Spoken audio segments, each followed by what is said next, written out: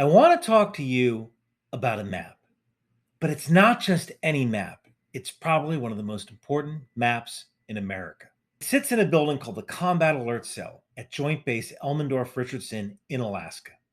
You see, once a month, once a week, once a day, heck, sometimes 3 times a day, Russia sends Tu-95 bombers on a course to penetrate American airspace above Alaska, and American F-22 Raptors are scrambled in response. The Combat Alert Cell puts a star on the map at every single intercept location. And this isn't just something that happened during the Cold War.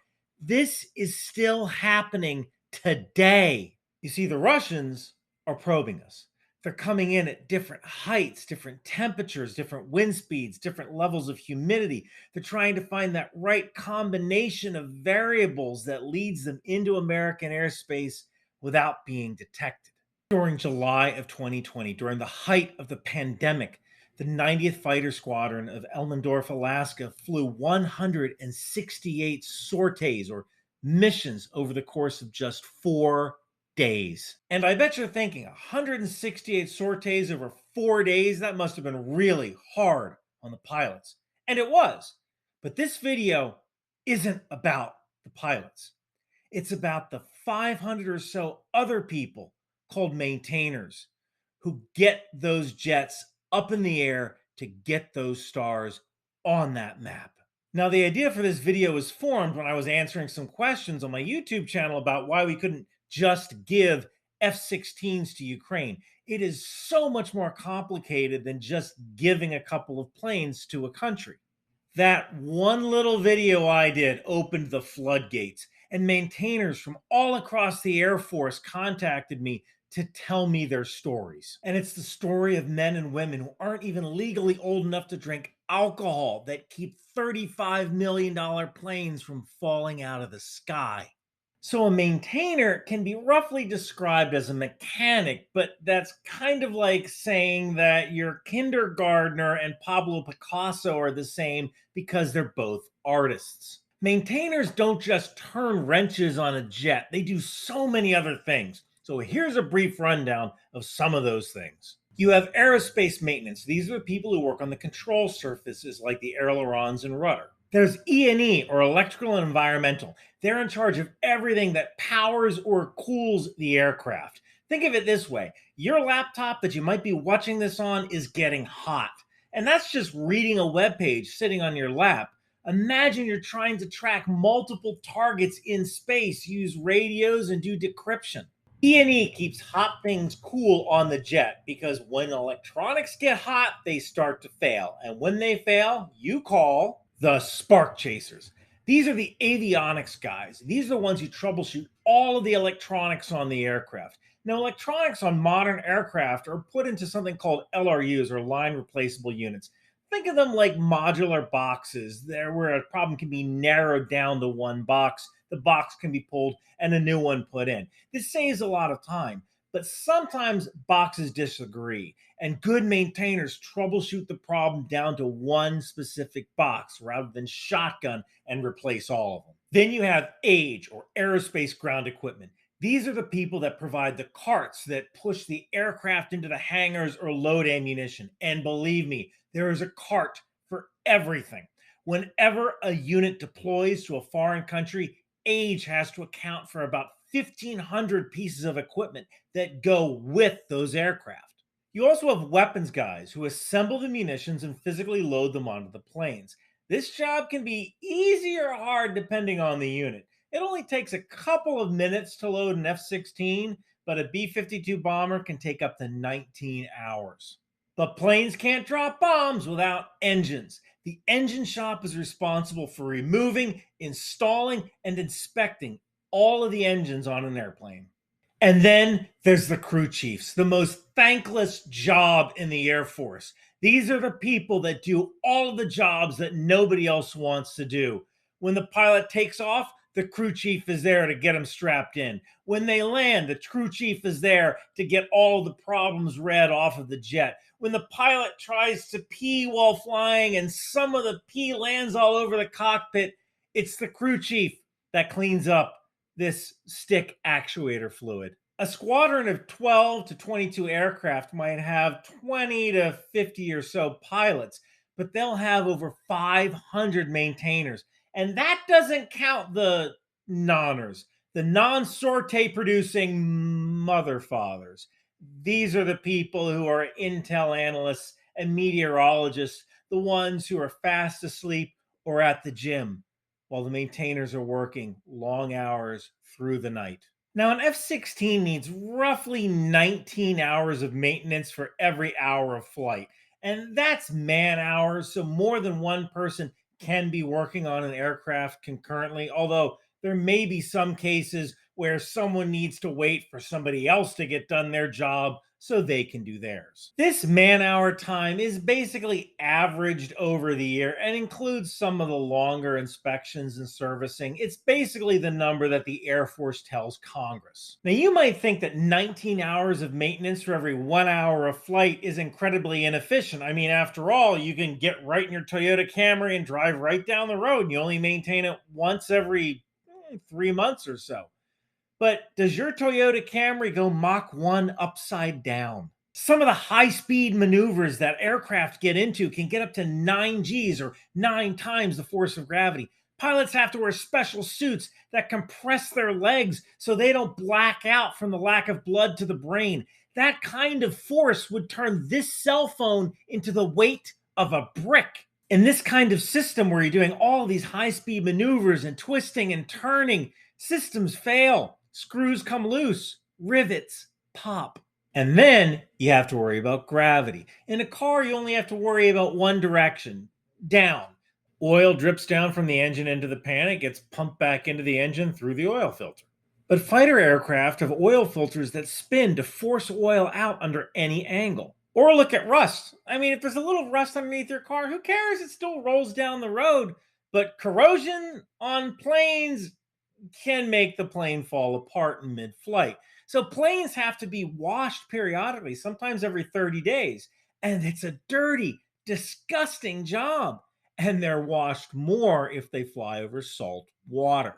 And everything on a plane is checked once, twice, 3 times by quality assurance. They have to be absolutely perfect when inspecting this aircraft. Look, I could probably go out to your car and find 3 things wrong with it. Maybe your tire pressure is a little low, cable is loose, there's a hairline crack in your windshield. What happens to a jet fighter's windshield when there's a hairline crack in it at Mach 1? So I'm sure you can see that jet fighters are their own particular maintenance animal, and 19 hours of maintenance for every 1 hour of flight isn't that bad considering what this airplane is doing for its job. So that being said, let me walk you through the average day of an Air Force maintainer. It's 4 o'clock in the afternoon. The maintainers have been working since 8 o'clock in the morning, just fixing jets that have been broken. An F-16 that had gone out on a training flight radios back with a problem. And the pilot says, Squawk 9101, 18 out, code 3, SCR. This means that aircraft line number 101 has a major or code 3 problem with its fire control radar. The plane is now in a circle X condition. It can't fly until this problem is resolved. So the pilot lands and she taxis to the parking apron. The crew chief and their team are already there to take care of the aircraft. If the crew chief is lucky, the pilot will be able to explain the problem they encountered. That'll help troubleshoot later. If they're not lucky, the pilot just leaves or can't explain the problem, and now the team has to troubleshoot based on whatever error codes they get when they plug their diagnostics in. So the pilot goes off to watch Top Gun or whatever pilots do when they're not breaking jets, and now the real work begins. So the first thing the maintainers do is jump the tubes. This means they physically crawl inside of the jet engine air intake with a flashlight, and they're looking for any kind of foreign object damage in the intake or blades. Jet engines suck in a lot more than just air. They suck in all sorts of foreign objects and sometimes even birds. If they do find any trace of a bird, they have to stop what they're doing and call environmental. Environmental will come out and they'll have to take blood samples of that bird to try to determine what kind of bird the jet hit. This job of jumping the tubes is considered so important and vital for the functioning of the jet that it's usually performed by a very senior maintainer, usually a staff sergeant or a technical sergeant. These people have gone to a special course and have red X capability, meaning if they find a problem, they can ground the jet. Then you have to check the oil. This has to be done while the engine is still hot because you can't get a good engine oil measurement in a cold engine. Then the magnetic chip detector is replaced. This is vital for the functioning of the engine. As the engine's moving, parts are rubbing against each other. This creates little metal chips and shards. The magnetic chip detector sucks those metal filings out of the engine oil. This chip detector is pulled off and sent for analysis because it can be an early indicator of severe engine wear. Sometimes an oil sample is taken. This is called JOPE, or Joint Oil Analysis Program. This program takes a look at the actual oil sample for any kinds of metal chips or shavings to make sure it's trending in the right way. If there's an abnormal amount of shavings in the engine oil, they'll probably pull that engine out and put a new one in and troubleshoot that old engine to see what's causing all of those metal shavings. This saves the Air Force a lot of money in overhauling engines because it can find little problems in an engine before they turn into big problems. Then the pitot tubes are covered. These are tiny metal probes that are razor sharp and designed to measure things like airspeed. If you've ever seen those red caps with a little streamer on it that says remove before flight, they're caps that actually cover the pitot tubes so you don't get viper bite by accidentally backing into one and impaling yourself. By now, it's 5 o'clock. And while most people on the Air Force Base are getting ready to go home to their families, the maintainers are still hard at work. The fuelers arrive to start refueling the jet. And now the crew chiefs start their BPO, or basic post flight pre flight.